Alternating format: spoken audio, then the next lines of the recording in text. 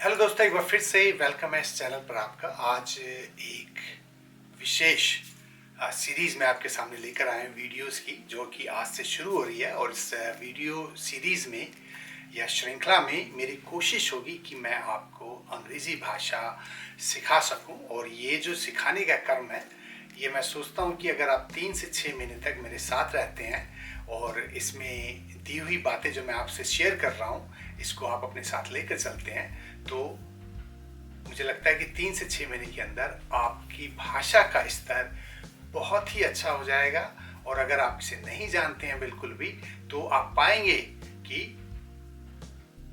Series के अंत में आते आते ये जो मैंने समय आपको दिया है, इसमें आप अपने को बहुत ही बेहतर हालात में पाएंगे अंग्रेजी के हिसाब किताब से। अगर हम कहें, एक बात मैं आपसे शेयर ये करना चाहूँगा कि देखिए, अंग्रेज़ी भाषा जो है आप सीख सकते हैं, उसमें आपको हिचकिचाने की या किसी तरह से संकोच करने की कोई ज़रूरत नहीं है। इसका एक उदाहरण जीता जागता आपके सामने मैं हूँ। मेरी जो बैकग्राउंड रही है वो इंग्लिश मीडियम से कभी नहीं रही। मैंने सरकारी हिंदी मीडियम से पढ़ाई की, लेकिन अगर आप इसे सीखना चाहते हैं और आप में लगन है, तो आप बिल्कुल इसे सीख सकते हैं, क्योंकि ये मैंने करके देखा है। और इसलिए इस वीडियो सीरीज में मैं जो है आपके साथ ना तो ग्रामर से इस श्रृंखला को शुरू कर रहा हूँ, क्योंकि मुझे लगता है कि ग्रामर जो है, जब भाषा का जो बेसिक ज्ञान है, जो नॉलेज है, आपको आ जाती है, तो ग्रामर आप बाद में फॉलो कर सकते हैं। क्योंकि मेरा मानना है कि देखिए, ग्रामर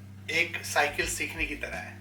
जो नियम है साइकिल सीखने का, कि अगर आप उसे डायरेक्टली रोड पे सीखते हो तो आपको ट्रैफिक रूल्स को देखना पड़ता है कि कब मुड़ना है, लाल बत्ती पे क्या करना, वगैरह वगैरह। लेकिन अगर वही साइकिल जब आप एक किसी खाली जगह पे या खेत वगैरह में या मैदान में सीखते हो, तो वहाँ पे आपकी पहली कोशिश ये होती है कि आप पैडल कैसे मारते हो, उस पे आप चढ़ते कैसे हो, उसे बैलेंस में कैसे रखते हो। तो पहले जो ये चीज़ जब कवर हो जाती है और आपको साइकिल थोड़ी बहुत चलानी आ जाती है, तब आपको रोड के ट्रैफिक रूल्स की फिक्र होनी चाहिए।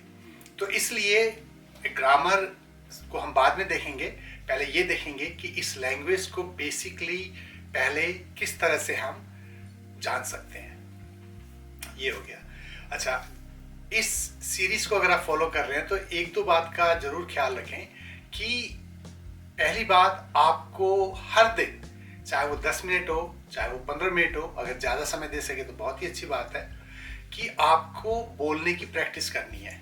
भले ही वो आप अपने दोस्त, अपनी सहेली या माता पिता या अपने बच्चे, जो भी हैं आपके साथ, जिनकी कंपनी हो सकती है, उनके साथ आप 10-15 मिनट हर दिन बोलने की कोशिश करें। जैसा भी हो, जितना भी आता हो, बोलने की कोशिश करें। झिझक हो, कुछ भी हो, आपको बस लगे रहना है। एक बात ये है, क्योंकि देखिए, जब तक आपकी जीभ अभ्यस्त नहीं होगी, यूज्ड टू नहीं होगी इस लैंग्वेज को बोलने के लिए, तो आप बोल नहीं पाएंगे। या कई जगह ऐसी जहाँ पे मौके आते हैं बोलने के, वहाँ पे आप इसे ठीक ठाक तरीके से एक्सप्रेस नहीं कर पाएंगे। तो ये एक बहुत ज़रूरी चीज़ है। और आपको हर दिन कुछ भी हो, और कोई ना मिले तो एक शीशे के आगे खड़े हो जाइए, एक दीवार के आगे खड़े हो जाइए, और जो भी आप बोल सकते हैं, जो भी आपसे बन पड़ता है, उसे जरूर करें। शब्द, देखिए, मुझे लगता है कि अगर आपके पास 2000 शब्द है, तो आप इस लैंग्वेज को, जो डे टू डे में हम बोलते हैं, जो हमारे आसपास चीज़ें हैं, उनके बारे में अगर बताना होता है, तो 2000 के शब्द हमारे लिए काफ़ी होते हैं। और आपको इन 2000 शब्दों को जानना है। और ये 2000 शब्द कोई बहुत बड़े शब्द नहीं होने चाहिए।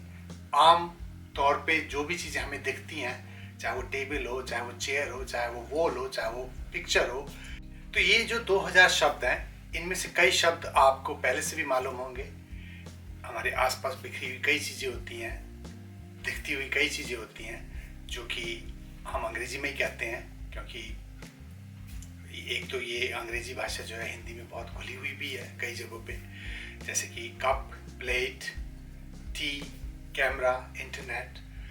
तो ये 2000 शब्द आपको अपने बनाने हैं। और ये 2000 शब्द अगर आपके पास नहीं है, आपको लगता है कि कम है, तो आप दिन में 10 जो है शब्द कहीं से भी, किसी किताब से, किसी न्यूज़पेपर से, किसी डिक्शनरी से लेके उसे आप याद कर लें, उसका मतलब क्या होता है हिंदी में, ये आपको पता होना चाहिए। और एक बार जब आपके पास ये शब्द बन जाते हैं तो आपको काफ़ी चीज़ें जो है, सेंटेंसेस जो है, आप आसानी से अंग्रेजी में कह सकते हैं। तो जो वोकैब्युलरी जिसे कहते हैं, शब्दार्थ, वो बनाना आपके लिए ज़रूरी है। और सिर्फ 10 शब्द लें, 1 महीने में 300 होते हैं और 3 महीने में आपके पास एडिशनल अतिरिक्त 900 शब्द का भंडार बन जाता है। एक ही हो गया। उसके बाद एक बात यह है कि दिन में जब कभी भी आप थोड़ा खाली हो तो अपने दिमाग में सिर्फ अंग्रेजी में सोचें, ठीक है? जैसा भी हो, कुछ भी हो, अंग्रेजी में सोचें। उस समय किसी भी चीज़ को अंग्रेजी में एक्सप्रेस करने की, व्यक्त करने का प्रयास करें। और इस तरह करते हुए आपको क्या होता है कि धीरे धीरे आदत सी बन जाती है। और जब किसी से आप बोलते हैं तो आपको पहले हिंदी से अंग्रेजी में ट्रांसलेशन करने की जरूरत नहीं पड़ती। आपका दिमाग अपने आप उसे डायरेक्ट अंग्रेजी में आगे बोलने लगता है।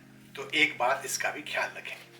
और एक बहुत खास बात यह भी है कि झिझके नहीं अंग्रेजी बोलते हुए। कभी भी मौका मिले गलतियां जरूर करें, गलतियां होती हैं तो होने दें, लेकिन उन गलतियों से आप सीखें। और इस तरह करते करते देखिए आप इस लैंग्वेज को धीरे धीरे अपने अधिकार में ले लेंगे। लेकिन अधिकार में लेने से पहले ये जो चीज़ें हैं आपके साथ ज़रूर होंगी। अगर ये चीज़ें नहीं होती हैं आपके साथ तो अंग्रेजी फिर सीखनी बहुत मुश्किल होगी। हर कोई इसी प्रोसेस से जाता है, गलतियां करता है, बोलता है, अंग्रेजी में सोचता है, शब्दों का भंडार बढ़ाता है और इस तरह करके वो अंग्रेजी को अपने काबू में करता है, जो कि आपके लिए भी होगी।